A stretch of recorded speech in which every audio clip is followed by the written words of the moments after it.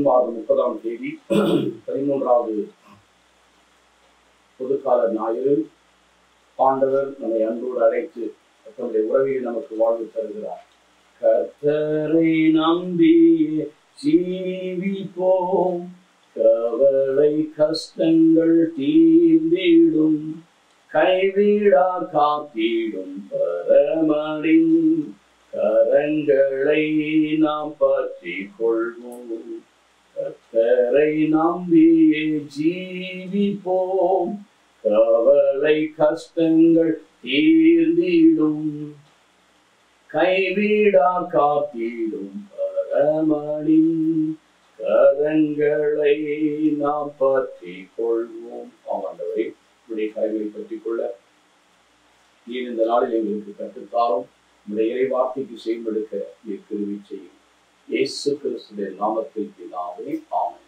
Mark நற்செய்தி 5வது அதிகாரம் 21 - 43 உள்ள இறை வசனங்கள். இயேசு படகேறி கடலை கடந்ததும் பெருந்திரளான மக்கள் அவரிடம் வந்து கூடினர்.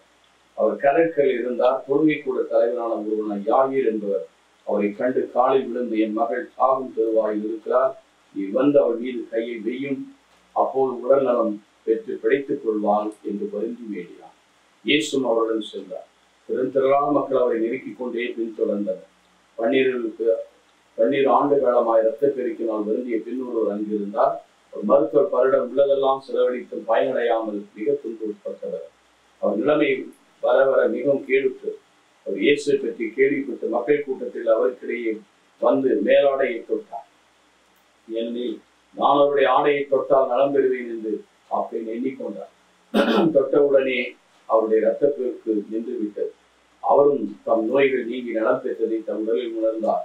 உடனே இயேசு தம்மிடம் வல்லமை வெளியேறுவதை தம்முள் உணர்ந்து மக்கள் கூட்டத்தை திரும்பி பார்த்து, என் மேலாடை தொட்டவர் யார் என்று கேட்டார். அதற்கு அவருடைய சீடர்கள் அவரிடம், இம்மக்கள் கூட்டமை சூழ்ந்து நெருக்குவதை கண்டு தொட்டவர் யார் என்று என்கிறீரே என்றார்.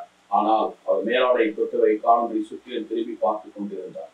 அப்போது அப்பெண் தமக்கு நேர்ந்தது அறிந்தவரை அஞ்சி நடுங்கி அவர் முன் விழுந்து நிகழ்ந்ததெல்லாம் அவர் முன்னால் சொன்னார்.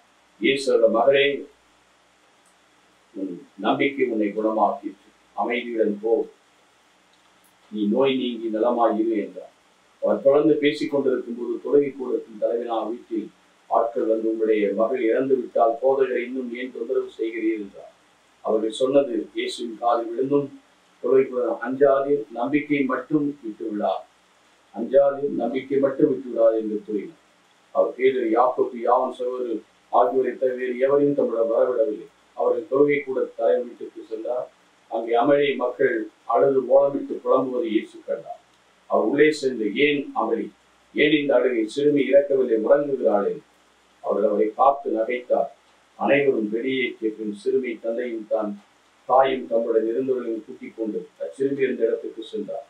சிறுமியின் கையை பிடித்து அவளிடம் கலித்தாக்கும். அதற்கு சிறுமி, நான் உனக்கு சொல்லுகிறேன், எழுந்திடு என்று கூறும். உடனே சிறுமி எழுந்து நடந்தார். அவள் 12 வயதானவர். மக்கள் பெரிதும் மலைத்து போய் மெய்மறந்து நின்றார். இது யாருக்கும் தெரிவிக்க கூடாது என்று அவர் கண்டிப்பாக கட்டளையிட்டார். அவளுக்கு உணவு கொடுக்கும் சொன்னார்.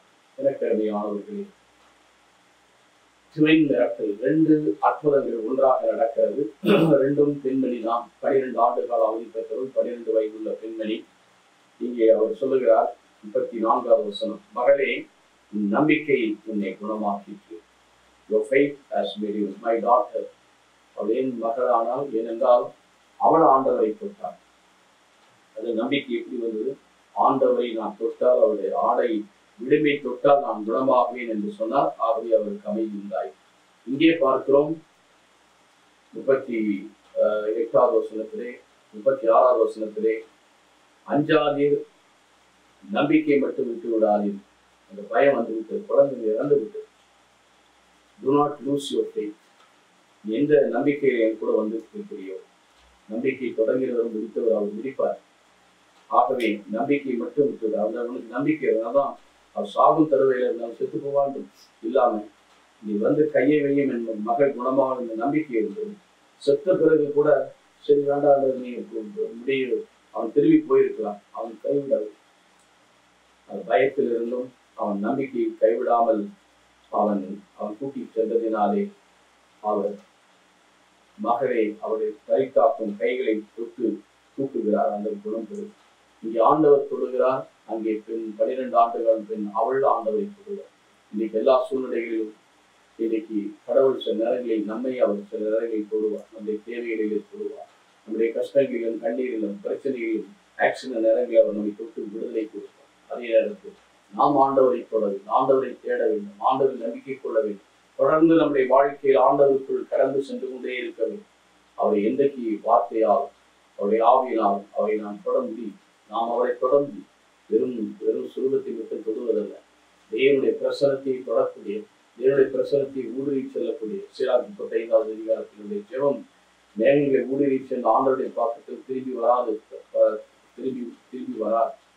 எஸ்ஐயா 55:10 சொல்ற வார்த்தை எதற்காக அனுப்பினமோ அதை நிறைவேற்ற திரும்ப மழையும் பனி நிலத்தை நினைத்து அது விதைப்பவனுக்கு விதையும் உண்பவனுக்கு உணவு கொடுக்காமல் திரும்ப. ஆகவே கடவுளை நாம் தேடும்போது, அவரை நாம் தொடும்போது நாம் உண்மையிலே நாமும் ஆசீர்வாதத்துக்கும் அவருடைய தொடுதலும் நம்முடைய வாழ்க்கையில் அந்த நேரங்களில் தேவைகள் 2 வயசு நாமும் தொடரும், அவரும் தரும்.